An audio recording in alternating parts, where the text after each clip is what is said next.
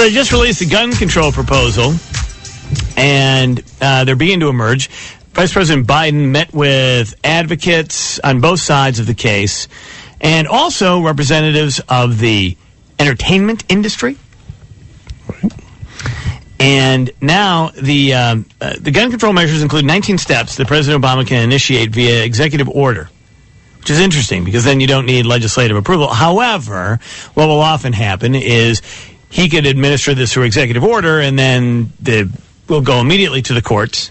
There will be an injunction, and then the Supreme Court will have to rule on these things. And it does kind of get out of the way of the legislature. However, what really starts to get debated is then presidential authority. I hate to get all constitutional with you on this, but if they were able to do that, the more executive orders that you put out about things that are constitutional issues, the weaker the office of the presidency can become.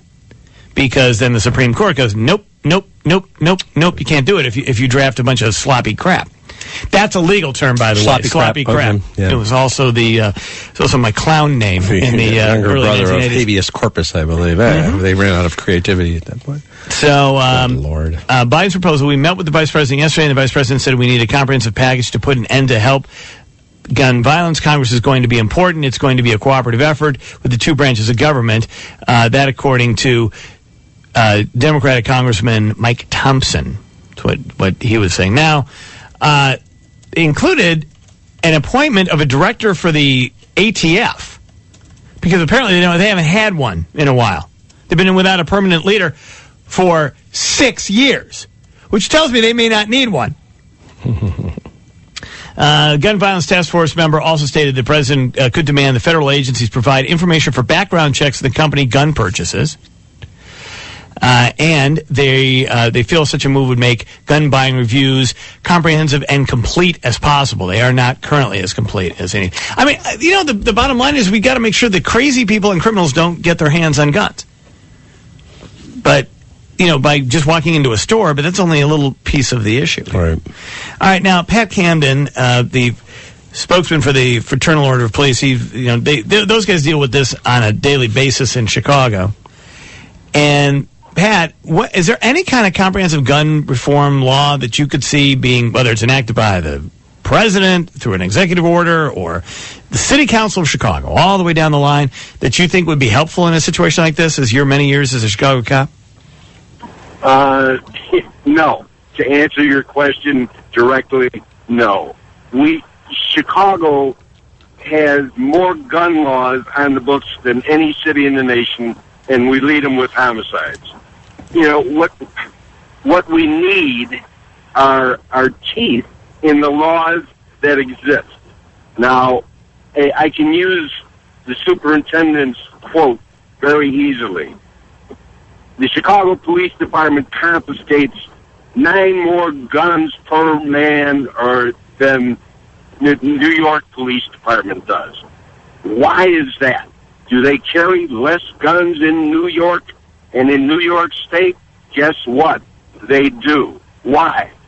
Plexico Burris shot himself and went to jail for 2 years on a plea agreement because he had a gun he shouldn't have.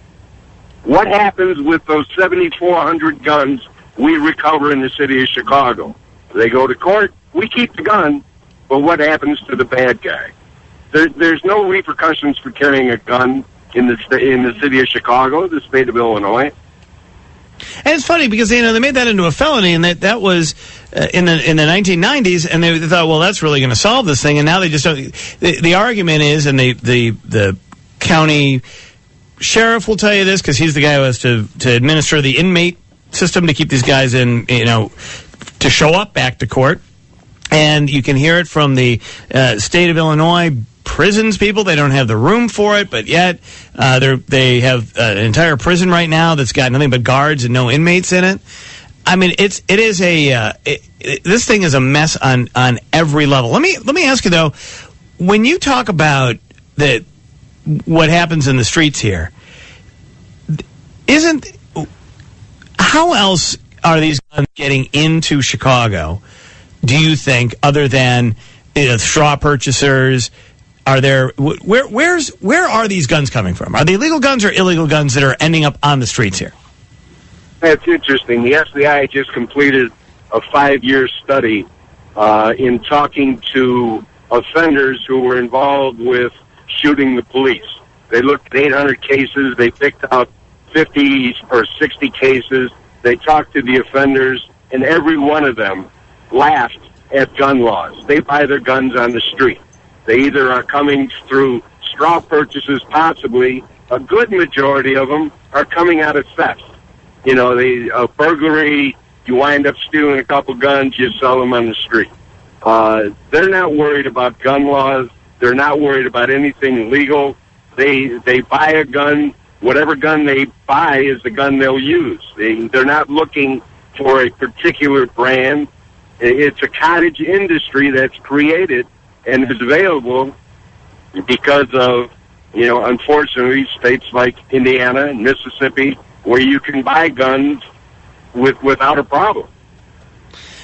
While we got you on the phone, let me ask you a question, because today they just did that $33 million. The city council just okayed $33 million in payouts in two situations, which involved in one case was police misconduct, and both cases, I guess, police misconduct.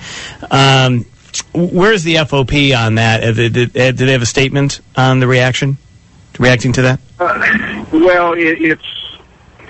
No, they don't. To answer the question straightforward, and I'm going to shy away from it because of not having what the response that the union would want to have. Okay. Both are unfortunate situations. You've got a 22, 23-year-old girl that is paralyzed for the rest of her life, is going to need care. It is a very tragic situation, as well as the other one. They shouldn't have happened, either one of them. Hey, the firestorm now, and I'm just going to ask you as a citizen for a second. The firestorm now is this reaction because the judge, in his decision, for those who are not familiar with this, there was a girl who had been taken into custody because she had some sort of emotional psychotic episode. She was taken into custody. She had some words with the officers when she was released. She was driven to where the Robert Taylor homes were, dropped off, where she was pounced on by some guys, brutally assaulted, and then thrown out of a window in one of the high-rise buildings, where she did survive, but she lived for the rest of her life debilitated as a result of this.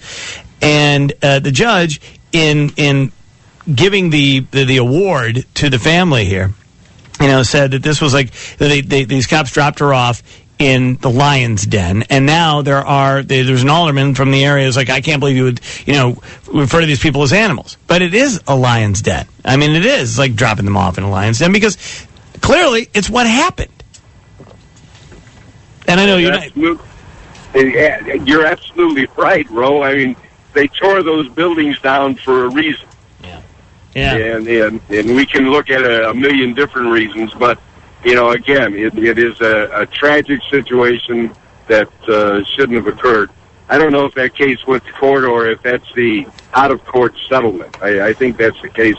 I think that was a settlement, because that could have gone for $500 million by the time they were said and done. All right, thank you very much, Pat. Appreciate your time. All right, guys. FOP spokesman Pat Camden. That was the language in the appellate court. Right, of the judge. People are upset about that. Well, let's deal with the reality here. Let's deal with what actually happened and deal with keeping people from doing that to other human beings.